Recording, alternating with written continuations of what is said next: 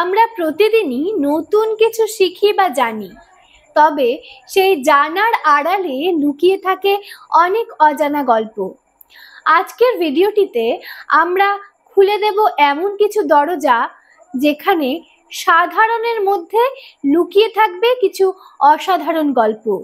আজকে আমাদের যাত্রা শুরু হচ্ছে জানা থেকে অজানার দিকে। আমরা সকলেই জানি ভারতের জাতীয় ফুল পদ্ম, তবে হয়তো অজানা বিজ্ঞানীরা পদ্ম ফুলের ১৩০০ বছরের পুরনো বীজকে অঙ্কুরিত করতে সফল হয়েছে। পৃথিবীর ৭টি আশ্চর্যের মধ্যে একটি হলো তাজমহল। তবে অবাক করার মতো কথা হলো, এই তাজমহলের যে মার্বেল পাথরের রং তা সকাল, দুপুর এবং রাত্রে পরিবর্তন হতে দেখতে পাওয়া যায়। প্রধানত সূর্যের থেকে আগত আলো এবং চাঁদের আলোর জন্যই এই পরিবর্তন লক্ষ্য করা যায়। পৃথিবীর একমাত্র প্রাকৃতিক উপগ্রহ হলো চাঁদ, তবে চাঁদেও মুনকোয়েক অর্থাৎ চাঁদেও ভূমিকম্প হয়। অ্যাপোলো মিশনে স্থাপিত যন্ত্রে মুনকোয়েক রেকর্ড করা হয়েছে। কিছু ক্ষেত্রে মাত্রা ছিল তা রিক্টার স্কেলে 5.5 পর্যন্ত। সর্দি কাশিতে দারুণ ঔষধের মতো কাজ করে মৌমাছির মধু, তবে সেই মধু 1000 বছরেরও বেশি সময় ভালো থাকে যদি সেটি বিশুদ্ধ এবং সিল করা থাকে।